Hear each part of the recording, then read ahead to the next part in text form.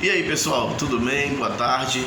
Aqui quem vos fala é o engenheiro Generai da GN Lima em Engenharia Moderna. Estamos falando essa semana sobre os vícios na construção civil. Falamos na terça-feira sobre os vícios sobre a alocação da obra, vícios que o construtor, que o operário tem na hora de se alocar uma obra. Falamos sobre as fundações rasas e profundas, o tratamento do bloco de coroamento, o arrasamento das estacas, vícios que os operários têm nessas horas dos serviços. Ontem já nós falamos sobre o esquadrejamento da sua alvenaria, falamos sobre a amarração da sua alvenaria, falamos sobre as instalações de eletrodutos, de tubulação de água pluvial e esgoto dentro da alvenaria, que pode ocasionar fissuras, o desconforto, né? E falamos também sobre vergas e contravergas. Hoje, no nosso terceiro vídeo, nós queremos falar para vocês sobre o quê? Sobre a preparação da parede, sobre o reboco, o embolso, sobre o revestimento de parede, que aí ele pode ser a pintura, ou pode ser um revestimento cerâmico, ou pode ser um papel de parede, né? Essas coisas nós vamos falar. Coisas que são viciosas, desculpem me falar, são vícios que existem dos construtores, dos operários, que podem ocasionar problemas na execução desse serviço, tá certo? Então, quando a gente fala de reboco e de embolso, eu vou generalizar. A diferença é o seguinte: o reboco a gente utiliza numa área interna, né, que é para poder fazer pintura de parede. Uma forma grotesca de te explicar vai ser essa, para você poder entender a diferença básica. Então o reboco ele é mais utilizado na área interna. A parte onde não vai pegar revestimento, vai ser pintura, vai ser tratado, vai ser pintado, ou então vai ser colocado um papel de parede. Mas se você vai botar um revestimento cerâmico, ou se você vai colocar área externa para preparar um outro tipo de pintura, aí você coloca o embolso. Qual que é a diferença maior do reboco para o embolso?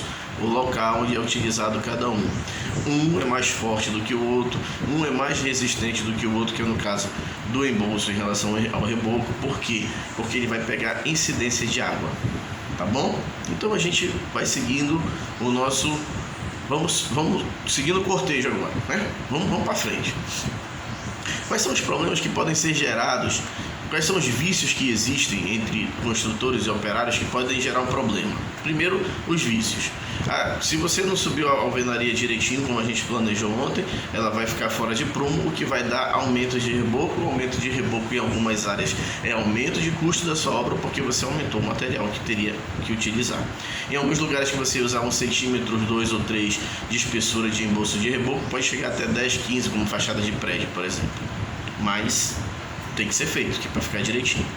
Então, se ele é acompanhado desde o início da sua obra, planejada e acompanhada com todo carinho, com todo zelo, esses custos diminuem e, consequentemente, a sua obra fica mais perfeitinha, tá certo? Então, temos esse vício, que é originário da alvenaria, de pegar as espessuras diferentes. Qual é outro vício? Carregar na água. O camarada carrega na água, o pedreiro, o ajudante carrega na água porque fica mais fácil para ele bater a massa. E aí depois ele chapa a massa lá e passa o dia inteiro lá chapando, esperando ela puxar para poder ele desempenar e executar. Qual que é o problema disso aí, Generai? O problema é que você está pagando hora para o cara ficar parado sem fazer nada, porque ele jogou a massa e tem que esperar ela puxar. E quando joga água de menos e puxa rápido, o que acontece? Sem nenhum plastificante, sem nada, o que acontece? Ela começa a trincar e vai dar várias fissuras no futuro, tá? Importante lembrar, não se joga nem reboco nem embolso em cima de parede de tijolo direto. Primeiro se faz um chapisco, que tem várias formas. Joga entre que é o que vai fazer grudar a massa, o reboco, o embolso na parede, no tijolo, tá certo? Então temos que ter cuidado nessa quantidade de água. O operário, em sua grande maioria, como todo ser humano, ele quer o que é mais fácil para ele. Então, se ele bota mais água, fica mais fácil para ele trabalhar, porque fica mais fluido, né? Fica melhor para bater. Se vai ser na enxada ou se vai numa betoneira, para ele é mais fácil. O que for mais fácil é o que ele quer. E o mais fácil nem sempre é o correto, tá certo? Então, esses são os problemas que a gente pode ter: água de mais ou água de menos, ou não vai segurar o teu revestimento, ou vai trazer fissuras no futuro. E aí, Generai, vai cair a parede, vai cair o reboco sim, mas a parede não, tá bom? Outra coisa que nós vamos falar agora é sobre o revestimento de parede. que se considera como revestimento de parede? É pintura, é papel de parede, é a cerâmica, é o porcelanato de parede, é granito na parede. Tudo isso é considerado revestimento. Então, quando a gente fala dessa parte mais cerâmica, que seria porcelanato, granito, lajota, pastilha de vidro, vamos considerar como se fosse essa parte agora que a gente está falando. Você tem que ter cuidado com a argamassa que você vai usar. General, preste atenção, não estou entendendo nada. Você me falou que tem um tijolo, depois do tijolo tem um chapeiro, depois tem um embolso e agora tem a argamassa. Isso, a argamassa que vai fazer o seu revestimento cerâmico, o revestimento que falamos agora, aderir perfeitamente ao reboco, ou embolso, ou à parede. Entendeu? Por quê? Temos que ter cuidado com a argamassa, porque para uma área molhada, por exemplo, você não pode usar a argamassa AC1. Ela é classificada AC1, AC2 e AC3. A AC1 você não pode usar para a área molhada. Por quê? Porque ela é para a área seca, para uma área que não vai ter incidência de água. Então ela é um pouco menos resistente do que a C2, que é menos resistente do que a C3, entende? Então se você não tem incidência de água, você usa a C1. Se você tem incidência de água, você usa a C2. E se você vai usar o porcelanato ou o porcelanato, você usa a C3. Mas por quê? Porque o porcelanato ele é mais espesso, ele é mais pesado, ele é mais delicado do que a cerâmica comum. E o granito? O granito a gente senta na nata do cimento, ou seja, um pouco mais forte ainda. É, bem assim. Por quê? Porque é uma peça mais pesada ainda. O granito é mais pesado que o porcelanato, que é mais pesado que a cerâmica, que é muito mais pesado que uma pastilha de vidro. Entende?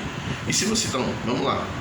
Se usa uma argamassa AC1 para sentar um porcelanato ou para botar um granito, o que pode acontecer? Soltar. Com o tempo você pega, terminou, um cara sentou, vamos lá, pega uma peteca, lá em Pernambuco, uma bila, lá em outras áreas do Nordeste, no Sudeste, bola de gude e joga. Se fizer tec, tá bom, perfeito. Agora se fizer toque, tá oca. Tá oca significa o quê? Que não tem argamassa suficiente, ou que foi aplicada a argamassa errada. Tá certo? Então são pontos fundamentais. E o que isso pode acontecer, General? Você está andando e quebrar o seu revestimento. Você está transportando alguma coisa em cima, botou uma mesa muito pesada naquele lugar oco que não tem argamassa, o que vai acontecer? Quebra o seu revestimento. Uma coisa interessante, tá, gente? Quando se compra o revestimento, a gente compra logo uma quantidade a mais, uma média de 10 a 15% a mais, porque você vai ter os acabamentos e para que você possa ter algo de reserva. Sabe por quê? Porque cada fornada, cada etapa fabricada desse revestimento tem que ter uma fornada, que a gente chama. Uma fornada, ele vai ter uma coloração. Então ele acaba sendo o mesmo tipo de revestimento, só que às vezes dá diferença na tonalidade da cor. Então quando na hora de comprar o seu revestimento, tenha cuidado, e o cuidado mesmo de comprar um pouquinho a mais, para você ter ali 2, 3, 4, 1 metro, 2, 3 de reserva, tá certo? E para pintura, gente, a pintura é lixada a parede todinha para tirar o excesso da areia, né? Aí se passa um selador, que é para selar como se fosse para queimar aquela parede. Aí você vem com uma massa que vai ser na área interna PVA, na área externa acrílica, e depois você lixa para ficar bem lisinha. E aí nessa hora que a gente vê se o pedreiro é bom, porque se tiver uma onda, o pedreiro não fez o reboco direito. Não adianta dizer que a culpa é do pintor, não. O pintor ele vai acabar denunciando. Aí um abraço para os meus amigos pintores aí. Mas é isso mesmo, né, Cícero? Se tá ali cheio de onda, a culpa não é do pintor, não. É do reboco. E o reboco que fez foi o pedreiro. E assim vai, né? Então tem que ter o cuidado ali de colocar, de ajeitar direitinho, para poder fazer, selou, emassou, aí ele vai pintar 1, 2, 3 demãos, aí vai fazer os desenhos nas paredes, vai fazer como você quiser. Então, se a parede não é lixada direito, ela fica caraquenta. Se a parede não for selada direito, a tinta não pega. E se você não fizer um trabalho de aplicação de pintura direita, você vai ter diferenças de tonalidade. General, isso cai em minha casa? Não, nada disso cai em sua casa, mas traz o quê? Um desconforto. E aí você com raiva vai fazer de novo, vai ter o quê? Aumento de custo. Tá bom? Esse aqui é o seu amigo engenheiro General que está falando com você da GN Lima Engenharia Moderna. Fale conosco, curta, se inscreva no nosso canal, mande um recado, uma mensagem, DDD 91998045989, fale no zap conosco. Um forte abraço e tudo de bom.